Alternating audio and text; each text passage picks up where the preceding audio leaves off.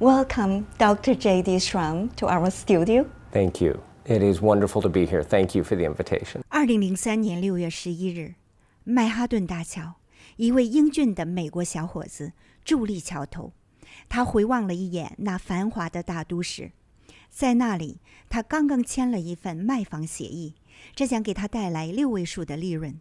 在那里，他用了5年的时间拿到学士和硕士学位，还没毕业就得到一个全职的教书职位，丰厚的薪水，优越的待遇，这一切都无法阻挡他的脚步。面对桥下滔滔的河水，他纵身跳了下去。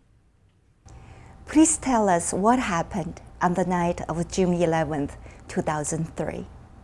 As I look back on that night, it is, without question, the darkest night of the soul for me, and the night that I made the most serious mistake of my life.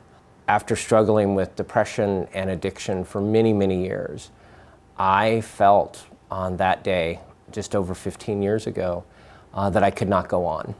But as I look back on that night, it really is the turning point where I began to lead a life of greater meaning and greater impact than I had been before. But I think they're important for people to realize how serious a suicide attempt is. I was trying very hard to hide from anybody that there was anything wrong. And even that afternoon, I had a journal and I was writing very positive notes in my journal. I called and left voicemail messages on a handful of friends and family members' answering machines because I wanted everybody to believe everything was fine when it really wasn't. What I ended up doing was going to the edge of the Manhattan Bridge. Right. What time was it? It was about 10 o'clock at night. Okay. It had just started to get dark. I did write a suicide note. I wrote the note on the back of deposit slips at the bank, and I deposited into my account the way you might a check, a note saying who to call and to my father and to my 2 sisters. And then I left the bank and went to the edge of the bridge.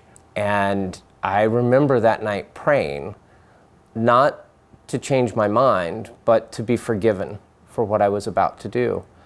Because I knew that in my faith, suicide was wrong, but I didn't see any other option. I didn't see anything else that could end the pain that I was feeling. I was wrong, but in that moment, I couldn't see anything. And shortly after 10 o'clock, I climbed up on the edge of the bridge, on the edge of the fence, and leapt. As we've pieced together now, somewhere in midair, I lost consciousness. And when you fall from that great of a height, even into a body of water, it is almost like falling against a hard object, like cement or pavement. I shattered my right arm. I broke all of my ribs and punctured my lung. And so the physical injuries of the fall were very serious. But I came to underwater and my left arm was still usable, and I was able to paddle back up and keep myself afloat with the one arm. And I had a flash of consciousness that said, it doesn't have to end this way. Oh. And I began to call out and scream for help. I jumped from the Manhattan Bridge, I floated underneath the Brooklyn Bridge and out into the pathway of the Staten Island Ferry, or close enough to the Staten Island Ferry that people on the ferry could hear my cries for help, could alert the captain of the ship, who alerted the Coast Guard, and they sent a boat out to find me probably an hour and a half, 2 hours after I had jumped. They rushed me to Bellevue Hospital. They were able to reach my family the next day, tell them I was alive, and my family was able to fly to New York to be with me. You were a pretty promising young man, but still you believed that life was completely meaningless? It's complex. I definitely had many things going my way. As promising as all of those external pieces were. On the inside, I felt worthless. I felt depressed. I felt like I had nothing to offer the world. And I had struggled for years with addiction to alcohol and later drugs, and I couldn't get past that addiction. I couldn't get clean, and I just felt life wasn't worth going on. Later, through therapy and through the rooms of 12-step recovery, I was able to put my life back together. And it is so much better now than it ever looked that night on the bridge. But that night on the bridge, I was clouded. I couldn't see what was possible. How do you think your depression and addiction developed? That's a rich question. There are several factors that I think play into my journey. Everyone's journey is different. I always urge people to listen to what is the same, because if in the similarities they can find some help, that's great. If we listen for the differences, then we will always think, well, that's not me. In my case, I think there was both a genetic predisposition to addiction. My father is an alcoholic. My grandmother was an alcoholic. I have several aunts and uncles who had alcoholism. And I believe that there is a genetic tendency that set me up for the addiction. In terms of the depression, it seems in that case, for me, it was much more situational. Like many New Yorkers, I had been through 9/11. I saw the towers as they fell from less than a mile away. I had worked in the World Trade Center up until the day the towers fell. I had been in and out of there 2 or 3 times a week. I lost my job. I lost classmates. I didn't have it nearly as bad as other people, but I do think 9/11, and then less than 6 months later, my mother passed away in my arms in the hospital that she had given birth to me, and we were very close. And both of those traumatic events, coupled with the self-medication of drugs and alcohol, set me up for kind of the double hit of both addiction and depression that crippled me at that point in 2003. How hard was it to put your life back together, to recover from depression and the suicide attempt? I'll quote something that many of us in recovery say: it was simple, but not easy. The simple part was I just needed to remove all of the temptations for drugs and alcohol, and I needed to scale my life back, that I was leading a much simpler life. So I did move to Brooklyn, and I added a commute, and I took on a roommate in my, late 30s, to live a life that was simpler and not as grand, but also not as tempting in terms of the addiction. And then I began to treat the depression initially under the care of a psychiatrist with some medications, and within a year I was able to work off those medications. And the other key to my recovery that I would acknowledge is I really had a dream team around me. I had a therapist, a psychiatrist, a physician. I had a sponsor in 12-step recovery. I had a pastor. I even had my CPA because my finances were so messed up. And this dream team, they never knew each other, but they all worked with me to day by day take tiny incremental steps to getting better. And as long as I didn't look at the long range, if I just looked at what's the next right action today, this week, this month, all of a sudden I was then in a place where my recovery was solid, my mental state was in a much better place, and I could embrace a life that had a lot of potential in it. According to CDC, nowadays suicide has killed more people than car accidents. Marginalized groups can be more vulnerable to depression. Especially concerning to us is that for elite Asian American students, rates of suicide are on the rise. What factors do you think are responsible? I think that the pressure that we allow ourselves to live under is at the root of these suicidal difficulties and turning to substances or addictions for treatment. I find with many of my students that are in the Asian community, be they Asian American or have come to the United States to study from Asia, that they often will assume a greater pressure on success than anybody else is placing on them.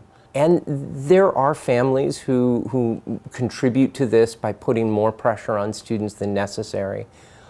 But from my experience, what I really see are the students who think they have to live up to some standard that is impossible for anyone to live up to.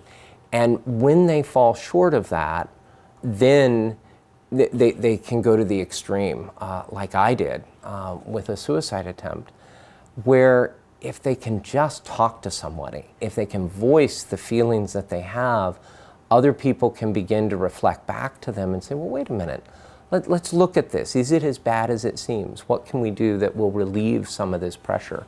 There are wonderful solutions out there, but if we're not willing to talk about what we're thinking, that silence can be as deadly as the depression or the addiction. On June 11th, 2011, you broke your silence and gave a TED Talk spreading the word about suicide prevention. Why did you decide to share your journey? It was not an easy decision to share my journey. The TED Talk that's up there at this point has been translated into, I think, 41 languages. I delivered the talk in March, and there was 200 or 300 people. It was at a TED event. I was comfortable telling my story to that small group of people, and they filmed it. And then TED asked me, could they put it up online? And I said, I don't think so. I could share with that small group of people, but I said, TED it's a huge platform. It reaches millions of people across the globe. I was up for reappointment at Stanford, where I teach. I couldn't imagine stepping into a classroom and having students know this about me. And I said, let me think about it. And in the 3 months between when I gave the talk and when we ultimately put it up online, I lost one more friend, a high school classmate, to suicide. And I thought, if the point of the talk is to remove the taboo and break the silence, then I need to be comfortable doing the same thing. TED was remarkable. They chose to let me pick what date to put the talk up on TED. And so we chose June 11th, the same date of my attempt, but 8 years later, so that we could put some life and some joy onto that date. As it ended up, that was right at the end of the school year. And so there was no huge fanfare the day that it went up on campus. And by the end of the summer, when I returned to campus and there was in-person conversations about it, it had already had such a positive impact that there was no negative consequences to me. And if anything, I was delighted that I made the choice.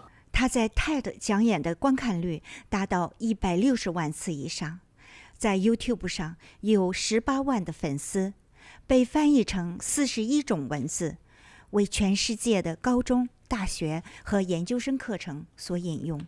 目前，他参与各类社会慈善活动，指导专业人士减轻压力、战胜抑郁和自杀倾向。Your TED Talk has been viewed by millions and broadcasted around the world.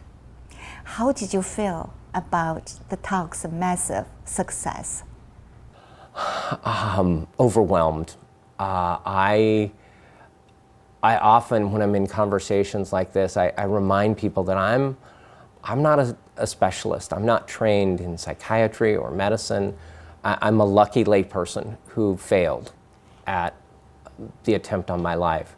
But each week, each month, I get 1 or 2 notes from people who saw the talk and it made a difference, or they need to be put in touch with resources, or they want to tell me their story of having recovered from a suicide attempt.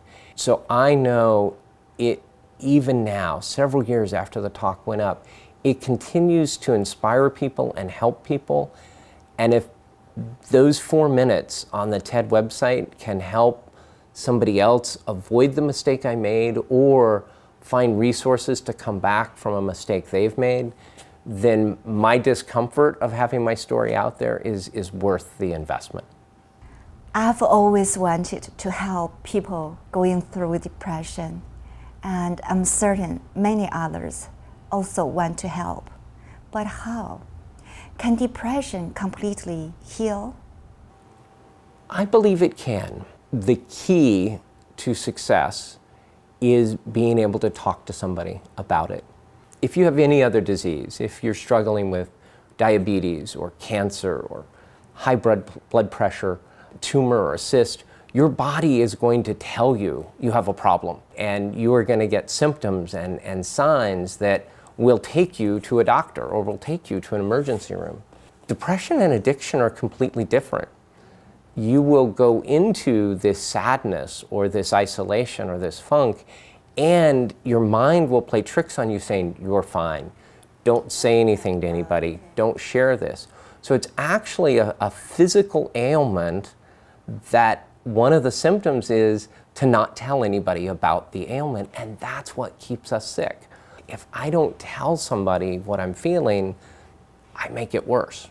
So even just with a friend, to be able to sit and listen, have a cup of tea, have a conversation, guide them to tell other people, to find a counselor or to call one of the helplines or to speak to somebody that is a professional.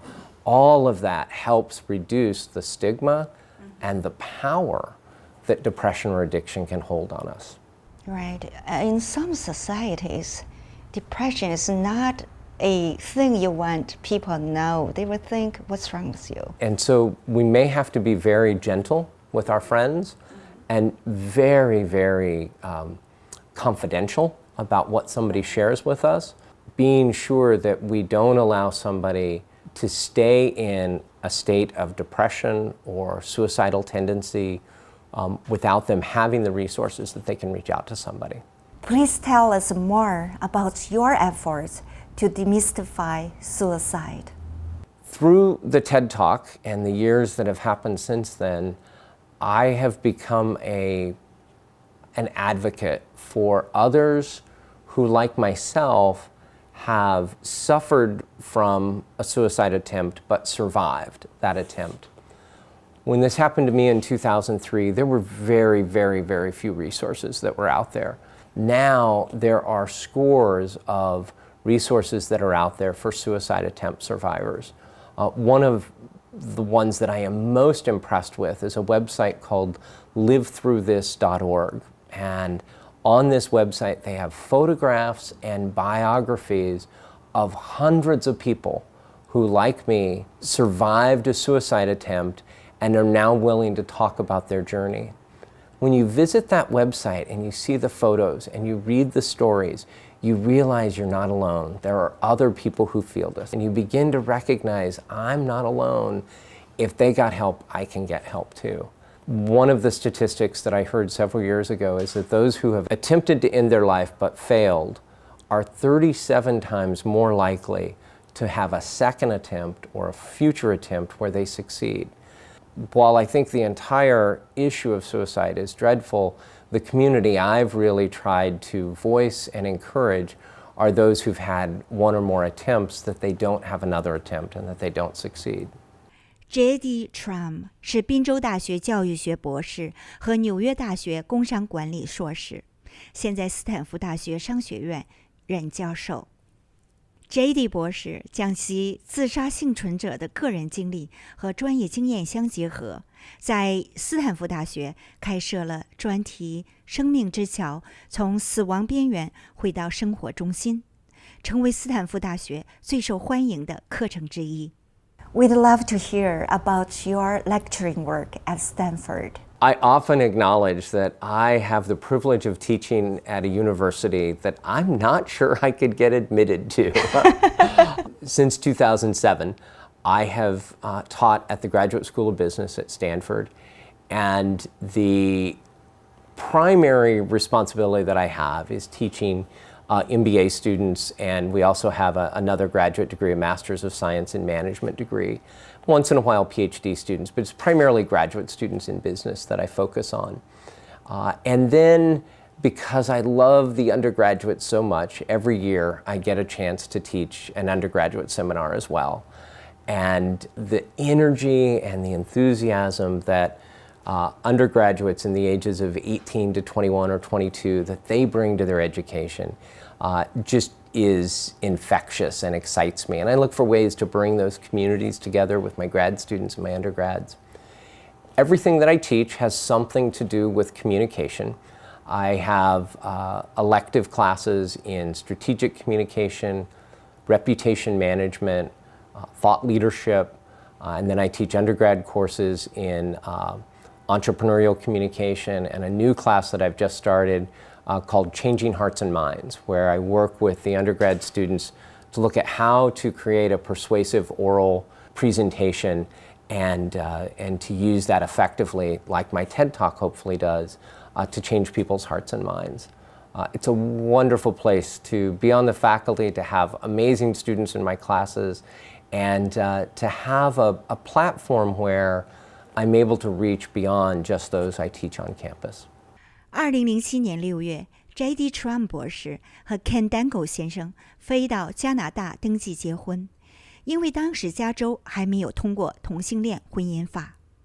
虽然他们非常喜欢孩子，却在领养小孩方面经历千辛万苦。人们怀疑一对同性恋男子怎么能够成为合格的父母。Yes, I've read your posting about your adoption journey. It was very hard. Yes. For all families that choose to adopt, it is a difficult journey. We were scammed a couple of times. Each of those moments was painful as we went through it. And we blogged about it, of all things, on our Facebook page. Two Loving Dads is our page. And so we blogged about the difficulty and the sadness that we were feeling, but we knew that there was greater joy available to us out there. How many children do you have? Please tell us how they entered into your life. Currently, my husband and I have 2 children. We have a 19-year-old who we adopted at the age of 16 from foster care. He has brought just a great deal of insight and energy into our family. And he moved into our home right around his 16th birthday. And a month after he moved in, we got a phone call from an amazing family who had been in touch with us before, but they had become pregnant, and they had chosen to place their child with us for adoption even before she had been conceived. And so they called 1 month after our son moved in, and they said, we're expecting. And so he moved in October. They called us in November. In July, our daughter, Roma, was born. And so in less than a 9-month period of time, we went from no children to an infant and a teenager in high school. We love both of our kids, both very different, and my husband and I hope in the next year to adopt one more child, another infant, so that our little girl can grow up with a sibling closer in age to her. And we think 3 will probably be where we stop. Could you share some of your parenting experiences with us? Parents are doing the most difficult job on the planet. It is full of more joy and more challenge than I ever imagined. I started writing letters to my kids in a journal in 1996, and my daughter was born in 2015. So, I've got almost 20 years of handwritten journal notes to my children. Being able to listen to both my 19-year-old son and my nearly 3-year-old daughter, giving them space to share their frustrations, share their anger, talk about their needs and dreams, and then figure out a way to meet their needs without overdoing it, so that they also learn how to take care of themselves. It is not easy work, but it is indeed rewarding. Your adoption journey has allowed you to become part of another social phenomenon, foster care. Can you share with us what you've seen and discovered? I am so in awe of the professionals who work in the foster care system. It is not an easy career to commit yourself to. In our son's case, the large number of placements, the number of families that he was in that of no fault of his own, but adults who let him down or made promises or couldn't live up to what they had committed to. And then some situations that just fell apart because of a job transfer or a health issue. You know, the family had to make decisions for their biological children first and couldn't move forward with an adoption. There are very few children at the age of 16 that come out of the foster care system and are adopted. And so we were thrilled when we found him and he found us, and after living together for nearly a year, all three of us choosing to move towards adoption. And then helping him access resources that are available for former foster youth. Many of the community colleges in America have great resources for former foster youth. He has benefited from a lot of structures that are there to help young people assemble their lives when they've come through the foster care system. Two other foster children placed with us who are now, one's back with his mother and the other is with another foster family. Our job was just to be daddies for the period of time that we were asked to do it. One was just a few weeks, one was nearly a year, and it was difficult in both cases when they left us, but you know when you're a foster parent that is often all that is asked of you, is just being the parents for that moment. Do you know how many children now placed in the foster care system? I only know the numbers in California. The last time that I saw the research on this, there were 48,000 children in foster care in California alone. And so the numbers are clearly higher than we wish throughout the country. And some children are in foster care for just a season until a mom or a dad can get back on their feet or can handle an issue that they need to handle. And some children are in foster care until they can be adopted by a family who's able to take them permanently. And so there are some really beautiful stories in that system. It is unfortunate for everyone involved that a parent or parents, for whatever reason, aren't able to care for their own children and either have to choose to let go or in certain situations are forced to let go. Very difficult situation, and anybody who can be involved in it, I encourage them to try. What are the most essential life lessons you've learned? Any advice for those still fighting for their identities? I think I would go with 3 life lessons. The first is the lesson of surrender. Many people think of surrender as throwing in the towel or giving up or admitting defeat.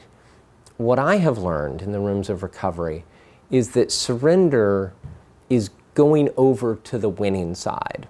And in fact, I've even had some people in the military define it for me as putting yourself in the care of the side that's winning. And so I had to really learn to surrender my alcoholism, my depression, some other aspects of my personality that I had to acknowledge I wasn't winning, and I needed to put myself in the care of those who were winning. And so there's a variety of issues or topics in our life that if we can take surrender, the lesson of surrender to it, as opposed to being attached and holding on to something that's not working for us, I think I would put that first. The second lesson that I would hold on to is authenticity. I think it is crucial to be yourself. As a gay man who had a long journey to get to the point that I could acknowledge and accept who I was and embrace that, I now lead a life that is absolutely authentic. And with my flaws and with my assets, I urge all of my students to try to get in touch with their authentic self and then lead a life that is an expression of that authenticity. And then the third is generosity, whether it's, picking up the tab for coffee for the people behind you in line, or reaching out and making gifts of your time or gifts of your financial resources to those who are less fortunate, or just being a space for people in your life to talk with you. I think if we can be generous with those who are in need around us and that we're aware of, we feel better, they feel better, and I think our world operates in a better way. So those would be my three: surrender, authenticity, and generosity. Could you recommend any suicide prevention resources for our viewers? I could, and there are three that I think are particularly helpful here in the United States. For those who are struggling with a suicide attempt, the Suicide Prevention Helpline.org is the gold standard here in the United States. They have both online resources and phone resources, and they are who I would encourage people to pick up the phone and call. For gay and lesbian youth, the Trevor Project is phenomenal, and what they are able to provide for LGBTQ young people, again, I think is the gold standard in terms of suicide attempt. I've just recently also learned of the crisistextline.org, and many young people, the idea of picking up a phone and speaking to another person over the phone is just impossible. And so Crisis Text Line, you can text the word home to 741-741 and engage a counselor in text conversation about your depression or your suicide, what you're going through. And so I think all of those resources are really top of mind for me and top line in terms of what they offer. And then the final one that I'll mention, which I mentioned earlier in the interview, for folks who have had an attempt and are trying to rebuild their life, I think the livethroughthis.org is, it's a resource that wasn't around 15 years ago when I was putting my life back together, but what they're able to do, the resources they put out there, the profiles and the biographies that she puts forward, it is absolutely encouraging for those of us who struggle to go look at that site. Thank you very much, Dr. JD Schramm, for taking your busy time attending my interview. Good luck for everything. Thank you so much. I appreciate being here, and I appreciate your sensitivity and commitment to this topic. It was great to have this conversation with you today. 我们生活在一个美丽的星球上，应该存有感恩之心，活一个真实的自我，过一段真实的生活。这就是对这个星球最好的尊重。非常感谢杰迪博士为我们分享他独特的人生故事。感谢各位的收看，我们下次节目再见。